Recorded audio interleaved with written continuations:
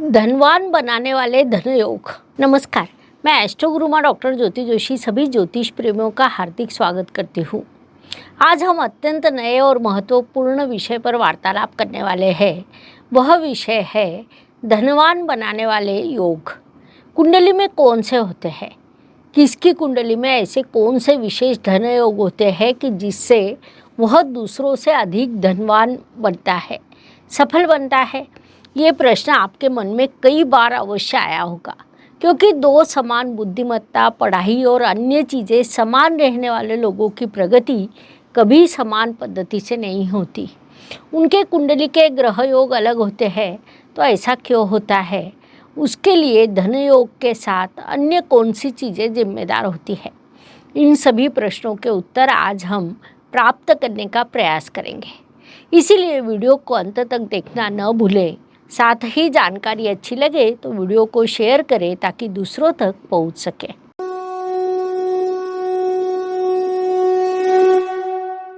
तो मनुष्य को धनवान बनाने वाले ग्रह योग कौन से होते हैं?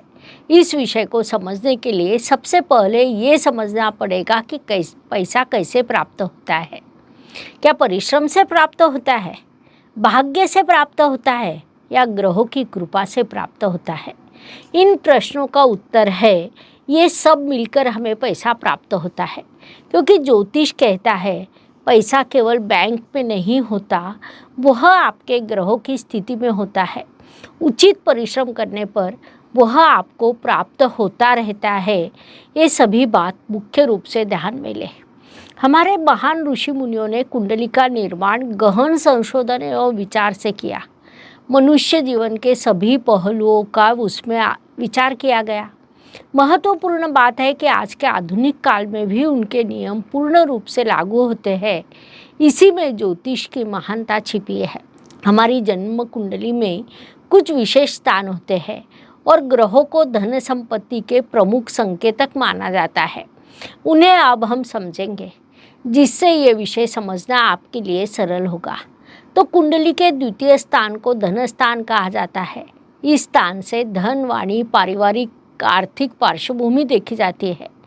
कुंडली के अष्टम स्थान से अचानक प्राप्त होने वाला धन लाभ, विरासत, इंश्योरेंस, रहस्य मार्ग, ये चीज़ें देखी जाती है। कुंडली के एकादश स्थान को लाभ स्थान कहा जाता है।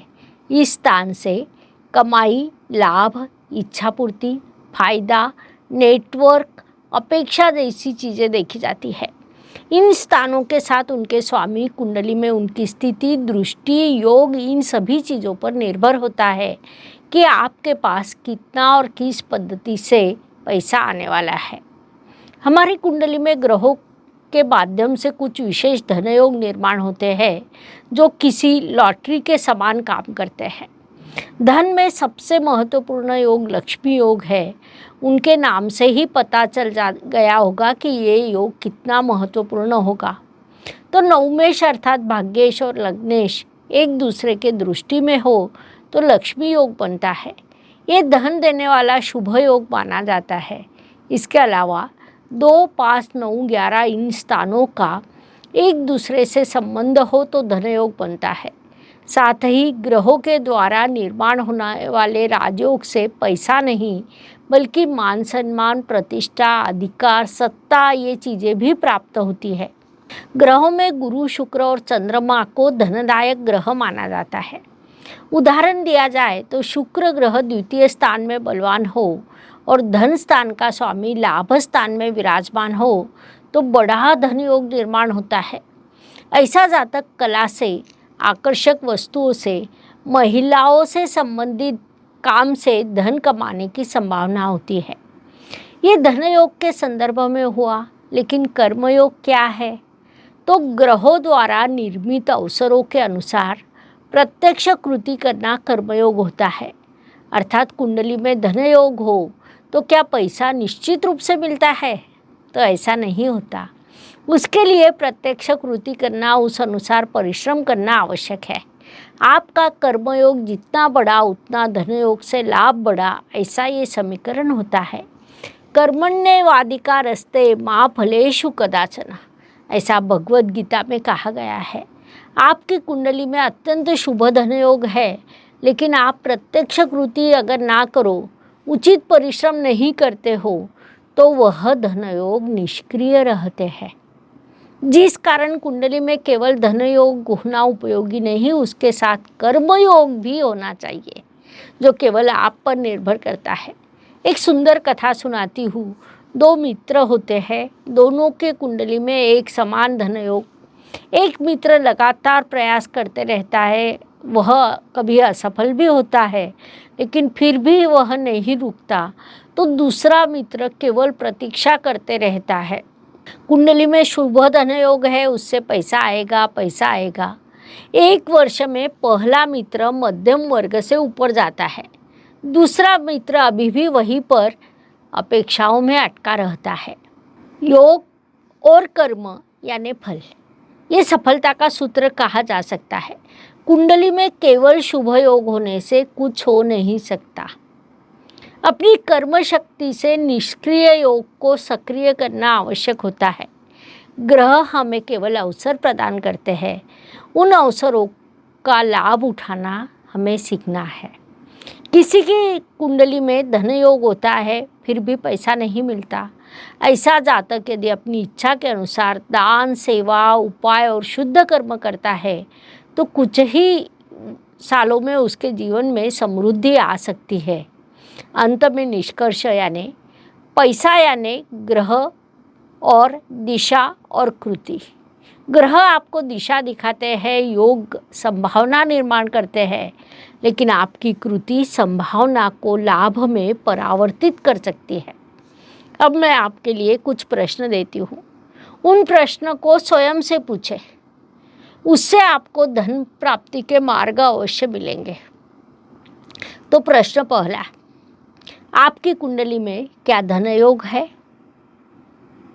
दूसरा प्रश्न, यदि धन योग है तो क्या निष्क्रिय है या सक्रिय है? तीसरा महत्वपूर्ण प्रश्न, आप कर्मयोग में है या केवल अपेक्षा के मार्ग पर है? ये 3 प्रश्न आप स्वयं से पूछें, उन पर थोड़ा चिंतन करें, उससे आपको धन प्राप्ति के मार्ग अवश्य प्राप्त होंगे। जब हम कुंडली देखते हैं तो उसमें पूरा जीवन चक्र दिखाया जाता है, अर्थात दान, कर्म, बाधा, संघर्ष, पढ़ाई, सुख, धन और पुनश्च दान, ये सभी चीज़ें एक दूसरों से जुड़ी है। इस बात को ध्यान में लें। यदि दान करना है तो पैसा कहाँ से आएगा, ये पहले देखना चाहिए। उसके लिए हम कुंडली का व्यय स्थान अर्थात खर्च का स्थान देखते हैं। यह विशेष बात है कि व्यय स्थान का लाभ स्थान कौन सा है, तो वह दशम अर्थात कर्म स्थान है। इसका अर्थ स्पष्ट है कि उचित कर्म करने पर ही दान देने के लिए आप समर्थ होते हैं, और तभी आप उचित दान कर सकते हैं। अब प्रश्न है, कर्मयोग शुरू कैसे होता है, इसकी प्रेरणा कहाँ से मिलती है, आपको कब लगता है कि कुछ करना चाहिए? तो आपके जीवन में जब कुछ खराब होता है, आपको कोई पीछे छोड़ देता है, आपको कोई अस्वीकार करता है, वहाँ से आपका कर्मयोग शुरू होता है, और यही कुंडली के अष्टम स्थान का गेम होता है। कुंडली के अष्टम स्थान से बाधा, परेशानी, संघर्ष देखा जाता है, लेकिन उसका लाभ कौन सा है, तो वह षष्ठ स्थान है, अर्थात नौकरी, प्रतियोगिता, संघर्ष और उस संघर्ष से मिलने वाला पैसा दर्शाने वाला स्थान होता है। अब आपको पैसा चाहिए, नौकरी चाहिए, तो उसके लिए क्या करना पड़ेगा? हम परिश्रम करते हैं, संघर्ष करते हैं, प्रतियोगिता का सामना करते हैं। ये सभी चीज़ें कुंडली के षष्ठ स्थान से आती है, लेकिन इन सभी के लिए शक्ति कहाँ से आती है? तो षष्ठ का लाभ स्थान अर्थात चतुर्थ स्थान है। कुंडली के चतुर्थ स्थान से सुख, वास्तु, वाहन, माता, घर की सुख शांति, इन चीज़ों को देखा जाता है। इसका अर्थ है कि इन्हीं चीज़ों से आपको प्रेरणा मिलती है, ये आपका शक्ति स्थल है। अब वास्तु या घर कैसे प्राप्त होता है, तो चतुर्थ का लाभ स्थान द्वितीय स्थान है, जिसे हम धन स्थान कहते हैं, अर्थात पारिवारिक विरासत, माता का आधार, ज्ञान, यही तो हमें सुख देते हैं और आर्थिक आधार भी देते हैं। विशेष बात है कि यहाँ पर गोल चक्र पूरा होता है। धन स्थान से शुरुआत होकर हम पुनश्च वहीं पर आते हैं। शुरुआत में धन मिला, जिससे घर मिला, उससे पढ़ाई और सुख मिला, उससे नौकरी की प्रेरणा मिली, उससे कर्म शुरू हुआ, कर्म से पैसा आया, पैसा आने से आप दान देने के लिए तैयार है। ये ज्योतिष और ब्रह्मांड का अनोखा चक्र है, जहाँ कुंडली के ग्रह एक दूसरे से जुड़े होते हैं। संक्षेप में कहा जाए तो पैसा मिलता है, लेकिन वह आपके कर्म चेन का एक हिस्सा है। वह दान में खर्च होता है और वहाँ से पुनश्च नई यात्रा शुरू होती है। अर्थात दान, कर्म और ग्रह, इन तीनों का परिणाम आपका आर्थिक भाग्य होता है। आपको क्या ऐसा लगता है कि आपकी कुंडली में ये चक्र रुका हुआ है? आपका कर्म स्थान क्या बलवान है? आपके धन के मार्ग कहाँ पर रुके हुए हैं? इस पर चिंतन करें और उसके क्या निष्कर्ष निकला ये कमेंट बॉक्स में लिखें। ये विषय स्पष्ट करने के लिए इतनी जानकारी पर्याप्त है। अगले भाग में ज्योतिष की नवीनतम जानकारी के साथ पुनश्च मिलेंगे। जानकारी अच्छी लगे तो वीडियो को शेयर करना ना भूलें, ताकि दूसरों तक पहुंच सके। धन्यवाद। शुभम भवतु। ज्योतिष का अध्ययन तथा शास्त्र की शास्त्रीय तरीके से पढ़ाई करने के लिए मेरी 2 किताबें प्रकाशित हो चुकी है, उनका अवश्य लाभ लीजिए। Please like, share and subscribe the channel. और हाँ, बेल आइकॉन दबाना ना भूलें। धन्यवाद।